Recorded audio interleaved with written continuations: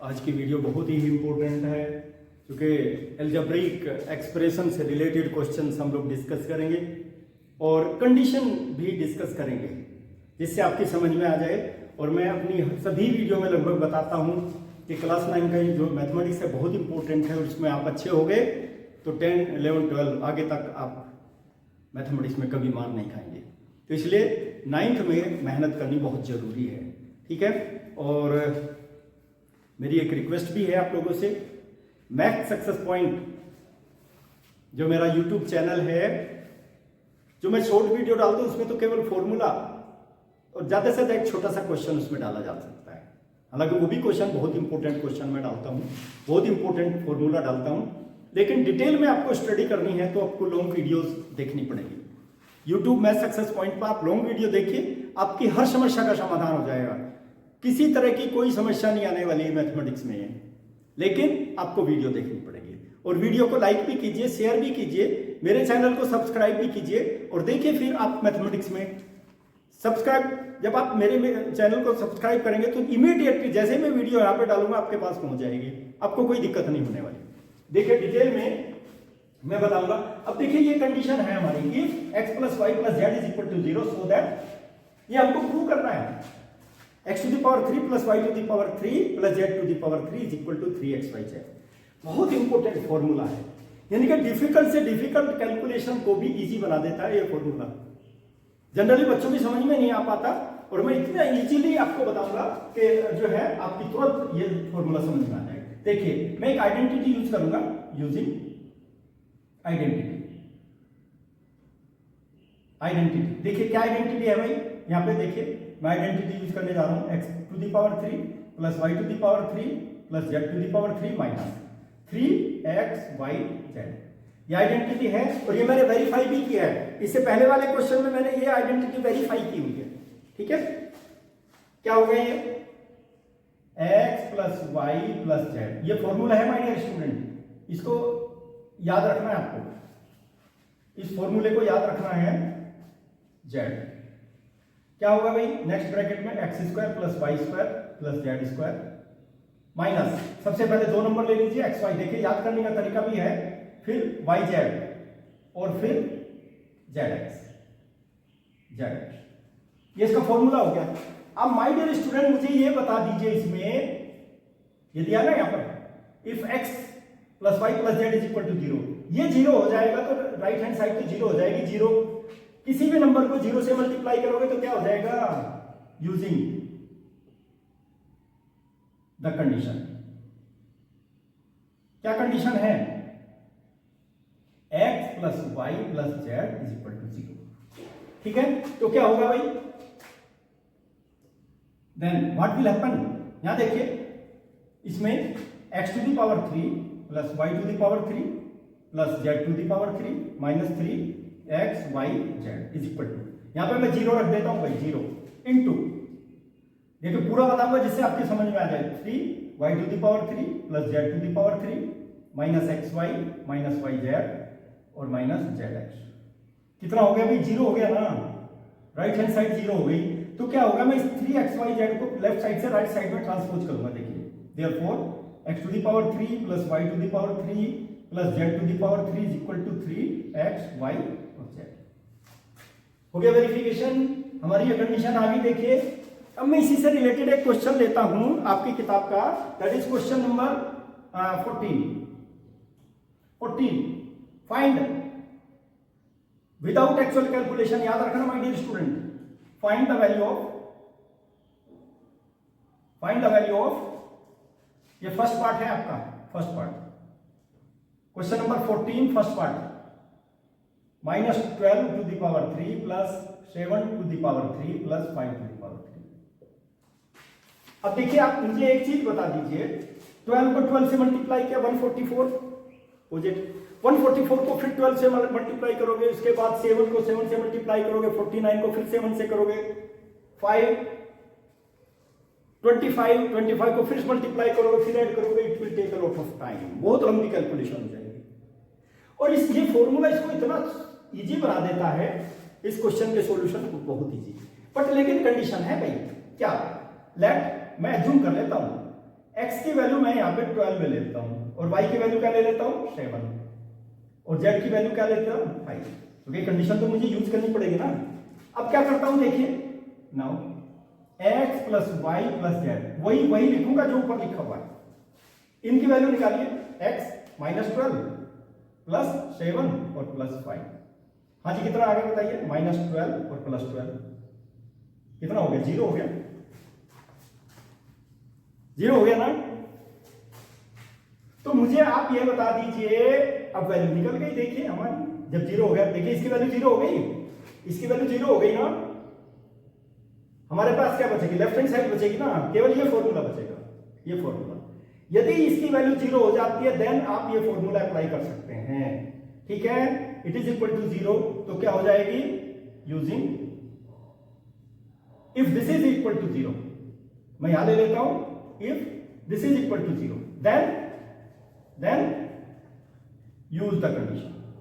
क्या condition use करेंगे हम, x to the power 3 plus y to the power 3 plus z to the power 3 is equal to 3xyz।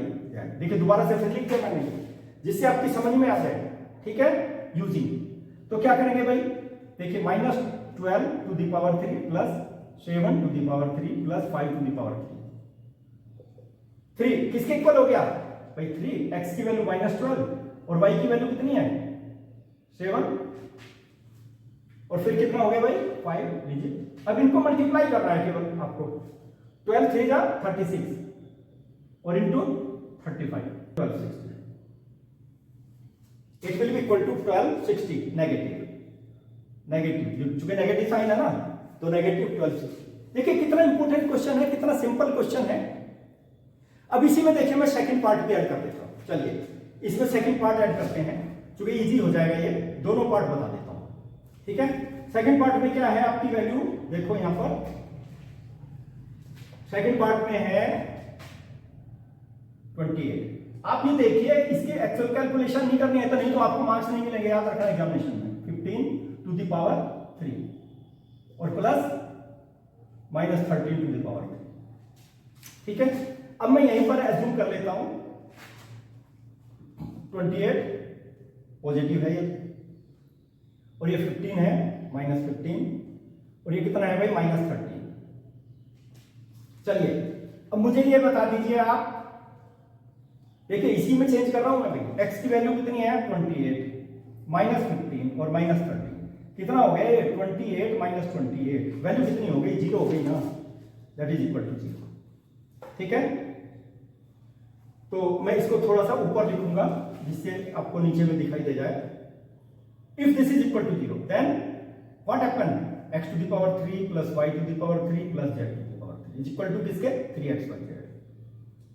Easily आप इसकी भी value निकाल सकते हैं। देखिए क्या है, सेम थिंग, हमें तो इसकी वैल्यू निकालनी ना। देखिए 28 टू द पावर 3 प्लस कितना है भाई माइनस 15 टू द पावर 3 और plus minus 13 to the power 3। My dear student, यदि इसकी क्यूब निकालोगे ना 28 इंटू 28 इंटू 20 3 बार मल्टीप्लाई करोगे, it will be very difficult, it will become more difficult. बहुत डिफिकल्ट क्वेश्चन आपके पास बनने वाला है, ठीक है।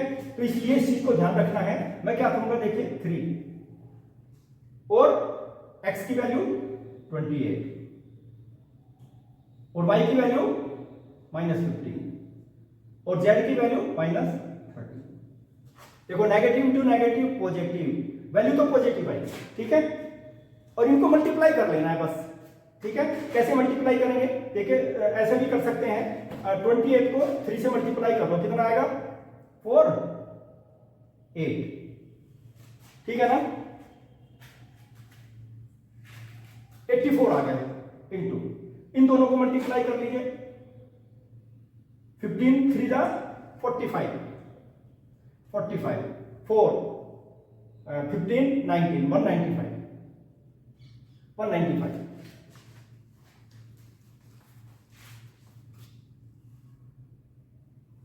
ठीक है 195 हो गया। अब इन दोनों को मल्टीप्लाई कर लीजिए आप, इन दोनों को मल्टीप्लाई करने से जो वैल्यू आएगी that will be 16380, it will be the multiplication of it, this will be the final value. Multiply कर लीजिए 84 इंटू 195, ठीक है ना। 84 को इससे मल्टीप्लाई कर लीजिए तो आपके पास यही वैल्यू आ जाएगी, ठीक है, 16380। देखिए कितना सिंपल। और आप देखिए यदि इसको क्यूब निकालोगे कितना टाइम लग जाएगा, हमने यहां 2 मिनट में निकाल दिया। अब एक क्वेश्चन और लूंगा मैं, that is very important. Question number 15 देखिए अपनी किताब का, क्वेश्चन नंबर 15। चूंकि ये क्वेश्चन ऐसे हैं बच्चों की समझ में जो है बड़े मुश्किल पैदा कर देते हैं, समझ में नहीं आते। क्या है क्वेश्चन नंबर 15? चलिए क्वेश्चन नंबर 15 है आपका, give possible expression for length and breadth. बस ये करना है, गिव पॉसिबल, जो भी पॉसिबल है एक्सप्रेशन देना है आपको, possible expression for the length and breadth, for the length and breadth of मैं पहले एक ही लिख लेता हूं, ब्रेथ ऑफ। क्या है भाई एक्सप्रेशन? देखिए एरिया दिया हुआ है, एरिया किसका एरिया?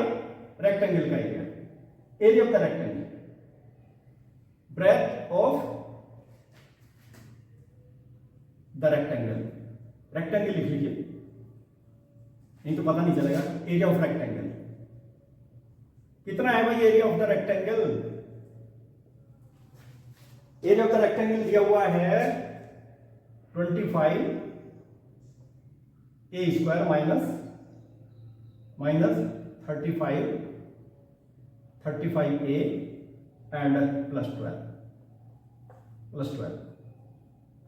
माय डियर स्टूडेंट, बहुत इंपॉर्टेंट क्वेश्चन है ये। अब आप ये देखिए, इसके फैक्टराइजेशन करेंगे हम by splitting the middle term. वो प्रोसीजर मैंने अपनी पहले वाली वीडियो में बहुत डिस्कस किया, स्प्लिटिंग द मिडिल टर्म, ठीक है। उसी से हमारी लेंथ ब्रेथ आ जाएगी। आपने देखा होगा ना, कुछ क्वेश्चन ऐसे आते हैं कि लेंथ हमारी a+2 है तो ब्रेथ उससे 4 ज्यादा है तो a+6 हो जाएगी, ठीक है। तो इसका एरिया निकाल के तो a+2 और a+6 का फिर मल्टीप्लाई करेंगे तो क्वाड्रेटिक इक्वेशन आ जाएगा ना, जैसे कि क्वाड्रेटिक इक्वेशन आ गई। अब आपको क्या करना है, 25 और 12 को मल्टीप्लाई करना है। देखिए रफ कैलकुलेशन बता रहा हूं, क्या है 25 और 12 को मल्टीप्लाई कर देना है आपको, ठीक है भाई। 12 5 जा 66, 24 300 हो गया, ठीक है। अब आपको देखिए इसका कोफिशिएंट और ये मल्टीप्लाई किया। अब मिडिल टर्म को आपको ब्रेक करना है। कैसे ब्रेक करना है भाई? सम तो -35 होना चाहिए, लेकिन प्रोडक्ट कितना होना चाहिए? 300 होना चाहिए, ठीक है। इसके बारे में मैंने पहले भी डिस्कस किया। देखिए क्या होगा, 25 ए स्क्वायर माइनस 20 ए और माइनस 15 ए और प्लस 12। बताइए 20 इंटू 15 300 हो गया ना। अब मुझे बता दीजिए इसमें क्या कॉमन है इन दोनों में। देखो 5 इसके पास भी है, इसके पास भी है, 5 ए भी यहां भी है, तो 5 ए कॉमन ले लूं मैं, 5 ए, ठीक है। 5 ए तो बाहर कर दिया, तो 5 ए से आप इसको डिवाइड कर दीजिए। एक ए बाहर ले लिया, एक ए बचेगा, एक 5 बचेगा, तो 5 ए बच गया। यहां पे बताइए क्या बचेगा? ए बाहर चला गया आपका, ए तो खत्म हो गया। 20 को 5 से डिवाइड कर दो, 4 आ गया ना। यहां पर भी देखिए नेगेटिव साइन ले लिया मैंने, 3 लेना पड़ेगा। देखो 3 यहां भी है, यहां भी है, ठीक है। तो 15 को 3 से डिवाइड कर दीजिए, 5a, लेकिन नेगेटिव साइन चेंज हो जाएगा भाई। देखो यहाँ पे नेगेटिव है, यहाँ पॉजिटिव है, नेगेटिव बाहर ले लिया तो यहाँ भी नेगेटिव आ जाएगा। कितना आ जाएगा? 4। अब देखिए दोनों ब्रैकेट सेम है यहाँ पर, तो इसको आप कॉमन ले लीजिए, 5a माइनस 4। दोनों ब्रैकेट सेम होने चाहिए मिडिल टर्म को स्प्लिट करके, जो फैक्टराइजेशन करते हैं। तो ये हमारे फैक्टराइजेशन आ गए, ओके। अब हम फर्स्ट केस में लेंगे। देखिए लेंथ हमारी क्या हो सकती है? 5a माइनस 4, ठीक है। तो ब्रेथ क्या हो जाएगी बताइए? ब्रेथ क्या हो जाएगी? 5a माइनस 3 हो जाएगी, ठीक है। मैं तुमको वो बना के बता देता हूं, देखिए फिगर, जिससे आपकी समझ में आ जाएगी। इस केस में केवल एक कैसे बताऊंगा फिगर, आप चेंज कर लेना। ये लेंथ है सपोज और ये ब्रेथ है 5a माइनस 3, ये ब्रेथ हो गई, ठीक है। इसका एरिया कैसे निकालोगे भाई, एरिया कैसे निकालोगे, सपोज ये तो लेंथ हो गई और ये ब्रेथ हो गई, ठीक है। एरिया ऑफ द रेक्टेंगल कैसे निकालते हो, लेंथ इंटू ब्रेथ निकालते हो ना, तो वही तो होगी length into breadth, length into breadth. तो इन दोनों को मल्टीप्लाई करोगे फिर वही आ जाएगा ना, एरिया आ जाएगा ना आपके पास में, ठीक है ना। दूसरा क्या हो सकता है, सेकंड केस में तो होगा ना, आप कहोगे नहीं हम तो इसको लेंथ नहीं मानते, हम तो इसको लेंथ मानेंगे, तो हम वही कर लेते हैं सेकंड केस में। और पॉसिबिलिटीज क्या है, पॉसिबल एक्सप्रेशन, उसने बोला ना पॉसिबल एक्सप्रेशन, पॉसिबल एक्सप्रेशन क्या क्या है भाई, देखिए लेंथ क्या हो सकती है आप बताइए, लेंथ हो सकती है ये वाली, ये भी तो लेंथ हो सकती है, कोई जरूरी थोड़ा है ना ब्रेथ ही हो जाएगी दूसरे वाली पे, देन ब्रेथ क्या हो जाएगी, ब्रेथ ही हो जाएगी 5a माइनस 4। ये तो फर्स्ट केस का था, सेकंड केस का ये हो जाएगा आपका, चेंज हो जाएगा, ठीक है, ये उसमें चेंज हो जाएगा। मैं इसलिए बता रहा हूं जिससे आपकी समझ में आ जाए। लेंथ हो गई हमारी 5a माइनस 3, ये सेकंड केस है भाई, ठीक है, और ब्रेथ हो जाएगी 5a माइनस 4, ये हो जाएगी, ये तो हो गई ब्रेथ और ये हो गई लेंथ सेकंड केस। बताइए कितना इंपॉर्टेंट, कितना बढ़िया सॉल्यूशन है, ठीक है। अच्छा इसका एक पार्ट और दिया है, इसका सेकंड पार्ट भी है, ये तो फर्स्ट पार्ट हो गया हमारा, सेकंड पार्ट लेते हैं अभी, सेकंड पार्ट।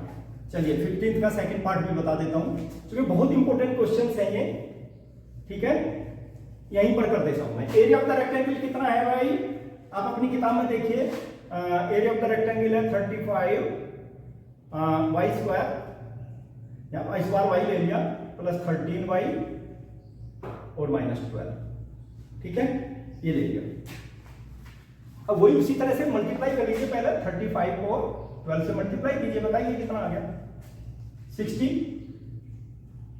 36 420 आ गया, 420, ठीक है।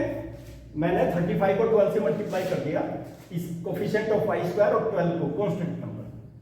तो आप इसको ब्रेक करना है, किसको, 13 को इस तरह से ब्रेक करना है जिससे मल्टीप्लीकेशन तो 420 होना चाहिए, लेकिन सम कितना होना चाहिए, 13 के इक्वल होना चाहिए, ठीक है। तो मैं इसको ब्रेक कर देता हूं यहीं पर, 35 वाई स्क्वायर, चलिए प्लस साइन है तो प्लस कर देता हूं 28, आप देखिए 28 वाई और माइनस 15 वाई और माइनस 12।